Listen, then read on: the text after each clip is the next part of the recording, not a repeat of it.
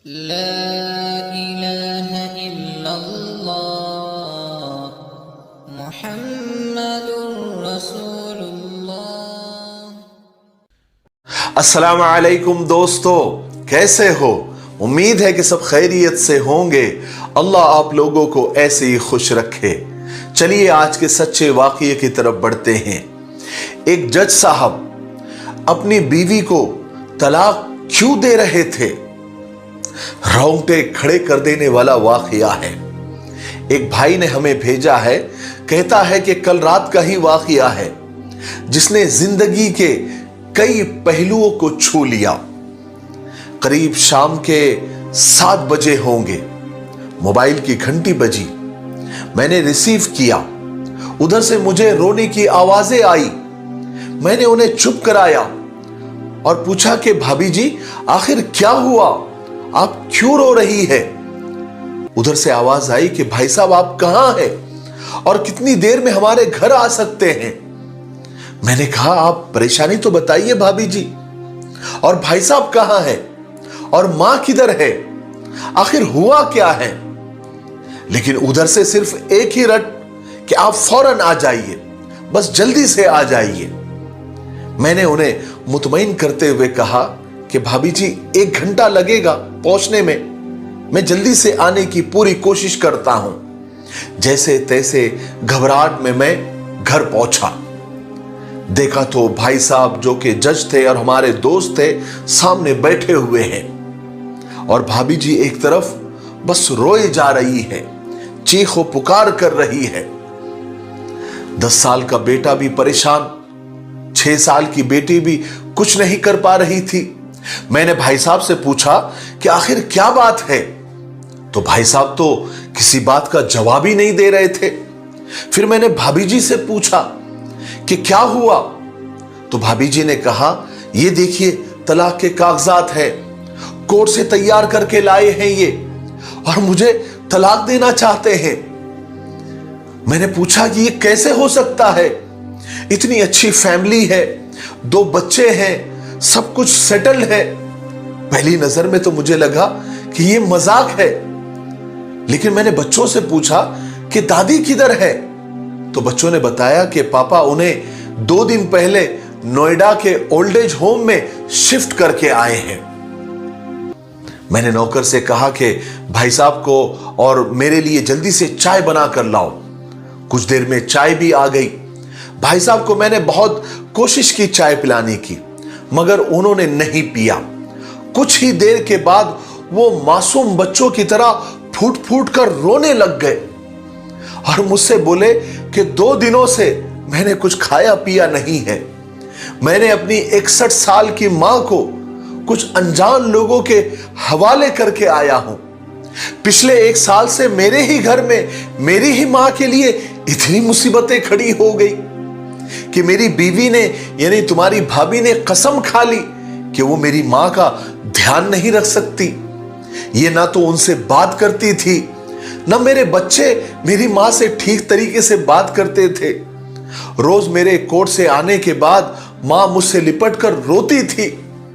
ये नौकर तक मेरी मां से खराब तरीके से पेश आते थे, अपनी मनमानी करते थे। इसलिए मेरी मां ने 10 दिन पहले ही मुझे बोल दिया था कि बेटा मुझे ओल्ड एज होम में डाल दे।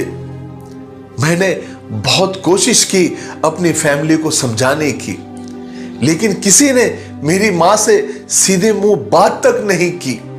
जब मैं 2 साल का था ना, तभी हमारे अब्बू इंतकाल कर गए थे। हमें और मां को अकेला छोड़कर हमेशा हमेशा इस दुनिया से चले गए थे। तब से मेरी मां दूसरों के घरों में काम कर करके उसने मुझे पढ़ाया है और इस काबिल बनाया है कि आज मैं एक जज हूं। लोग बताते हैं कि मां दूसरों के घरों में काम करते वक्त भी उसने कभी मुझे अकेला नहीं छोड़ा था। उस मां को आज मैं ओल्ड एज होम में छोड़कर आया हूं। मैं अपनी मां के एक एक दुख को याद करके तड़प रहा हूं।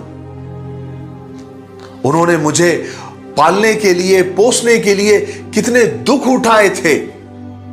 मुझे आज भी याद है जब मैं मैट्रिक का इम्तिहान देने वाला था तो वो मेरे साथ रात रात भर बैठी रहती थी।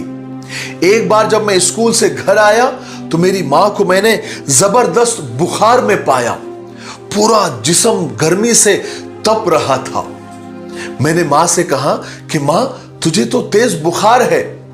तब मां ने मुझे हंसते हुए कहा था कि नहीं बेटा, मैं अभी खाना बनाकर आई हूं ना, इसलिए बदन गर्म है। हाय, लोगों से उधार उधार मांगकर मुझे दिल्ली की यूनिवर्सिटी में LLB तक पढ़ाया। मुझे ट्यूशन तक नहीं पढ़ाने देती थी कि कहीं मेरा वक्त बर्बाद ना हो जाए।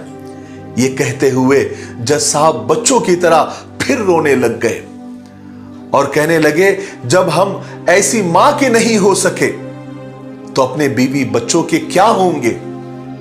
हम जिनके जिस्म के टुकड़े हैं, आज हमने उनको ऐसे लोगों के हवाले करके आए हैं जो ना उनकी आदत, ना उनकी बीमारी, ना उनके बारे में कुछ भी नहीं जानते। जब मैं ऐसी मां के लिए कुछ नहीं कर सकता तो मैं किसी के लिए क्या भला कर सकता हूं। अगर इनको आजादी इतनी प्यारी है और मां इतनी बोझ लग रही है तो मैं इन्हें पूरी आजादी देना चाहता हूं। जब मैं बगैर बाप के पल गया तो ये बच्चे भी बगैर बाप के पल जाएंगे। इसलिए मैं इनको तलाक देना चाहता हूं और सारी प्रॉपर्टी इनके हवाले करके मैं खुद ओल्ड एज होम में जाकर रहूंगा। वहां कम से कम मां के साथ तो रह सकता हूं। अगर इतना सब कुछ करने के बावजूद मेरी मां आश्रम में रहने के लिए मजबूर है तो आखिर एक दिन मुझे भी तो वहां जाना पड़ेगा ना। मां के साथ रहते रहते कम से कम मुझे आदत तो हो जाएगी। मेरी मां की तरह मुझे तकलीफ तो नहीं होगी। जज साहब जितना बोलते जाते थे उससे ज्यादा वो रोए जा रहे थे। इसी दरमियान रात के 12:30 बज गए। मैंने भाभी जी के चेहरे को देखा तो उनके चेहरे पर पछतावे के और अफसोस के जज्बात उभरे हुए थे, यानी वो पछता रही थी। मैंने फौरन ड्राइवर से कहा कि जल्दी गाड़ी निकालो, हम नोएडा आश्रम चलते हैं, यानी ओल्ड एज होम चलते हैं। मैंने भाभी जी और बच्चे, हम सारे लोगों को लेकर हम नोएडा आश्रम पहुंचे। बहुत ज्यादा रिक्वेस्ट करने के बाद चौकीदार ने गेट खोला तो भाई साहब ने गेट कीपर के पैर पकड़ लिए और कहने लगे कि यहां पर मेरी मां है, मैं उसे लेने आया हूं। चौकीदार ने कहा कि भाई साहब ये सब क्या कर रहे हो। तो भाई साहब ने कहा कि मैं एक जज हूं। इस पर चौकीदार ने कहा, वाह जज साहब, अपनी मां के साथ इंसाफ नहीं कर सके तो औरों के साथ क्या इंसाफ करते होंगे। इतना ताना देकर हम लोगों को चौकीदार वहीं पर खड़ा रख के अंदर चला गया। थोड़ी देर में अंदर से एक औरत आई जो कि वार्डन थी। उसने बड़े जहरीले लफ्ज में कहा कि 2 बजे रात को आप लोग ले जाकर कहीं बूढ़ी अम्मा को मार तो नहीं देंगे, तो मैं खुदा को क्या जवाब दूंगी। मैंने वार्डन से कहा कि बहन आप यकीन कीजिए, ये लोग मां को यहां छोड़कर बहुत पछतावे में जी रहे हैं। आखिर किसी तरह मना पटाकर हम सब लोग मां के कमरे में गए। वो वार्डन हमें मां के कमरे तक ले गई। कमरे का जो नजारा था वो लफ्जों में बयान करना मुश्किल था। सिर्फ एक फैमिली फोटो थी जिस पर पूरे फैमिली के फोटोज थे। वो बूढ़ी मां उसे बगल में लेकर जैसे बच्चों को लेकर सोते हैं इस तरह वो सोई हुई थी। जब जज साहब ने मां को इस हालत में देखा तो जाकर मां से लिपट गए और बच्चों की तरह फूट फूट कर रोने लग गए। मां भी अपने बेटे से मिलकर बिलक बिलक कर रोने लग गई। फिर थोड़ी ही देर में पूरी फैमिली एक दूसरे से लिपट लिपट कर रोने लग गई और पछताने लग गई। इनकी रोने की आवाजें सुनकर आसपास के और भी बूढ़े बुजुर्ग सब जाग गए और सब आ गए और सबकी आंखें नम थी, सब रो रहे थे। कुछ ही देर के बाद चलने की तैयारी हुई। पूरे आश्रम के बूढ़े बुजुर्ग हमें आश्रम के बाहर छोड़ने तक आ गए और सब बूढ़े और बुजुर्ग लोग जो किसी ना किसी के माँ बाप थे वो सब हमें इस उम्मीद से देख रहे थे कि शायद इसी तरीके से उनकी भी औलाद उन्हें एक दिन लेने आएगी। पूरे रास्ते बच्चे और भाभी जी चुपचाप रहे, मगर मां और बेटे यानी माँ जी और भाई साहब दोनों एक दूसरे से मिलकर बड़े खुश नजर आ रहे थे। घर आते आते सुबह के तकरीबन 4:45 बज गए। भाभी जी को पता चल गया कि उनकी खुशी की चाबी कहां पर है। वो समझ गई थी। मैंने सबको घर छोड़ा और मैं वापस चला आया, लेकिन पूरे रास्ते मुझे वो सारी बातें और वो सारे नजारे आंखों के सामने घूम रहे थे। मां सिर्फ मां है, उसे मरने से पहले न मारे। मां हमारी ताकत है, उसे कमजोर न होने दे।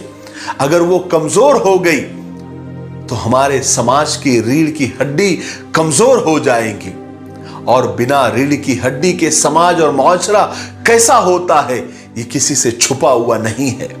मेरे भाइयों बहनों और दोस्तों, अगर आपके रिश्तेदारों में, आपके आसपास या आपके जान पहचान वालों में इस तरह का कोई मसला अगर पेश आया हुआ है तो आप वहां पर जरूर जाएं, उन्हें अच्छी तरह समझाएं और कुछ भी करें, लेकिन हमें जन्म देने वाली मां को बेघर और बेसहारा न होने दें। याद रखें, अगर मां के आंख से आंसू गिर गए तो ये कर्ज तुम कभी नहीं चुका सकते। यकीन माने, तुम्हारे पास सब होगा लेकिन सुकून नहीं होगा। सुकून सिर्फ मां के आंचल में होता है, और इस आंचल को कभी बिखरने मत देना। मुझे उम्मीद है कि इस सच्चे किस्से से हमें बहुत कुछ सीखने को मिला होगा। मेरे लिए, पूरी उम्मत के लिए और पूरी इंसानियत के लिए खैर और भलाई की दुआ करते रहे। अस्सलामु अलैकुम व रहमतुल्लाहि व बरकातुहू।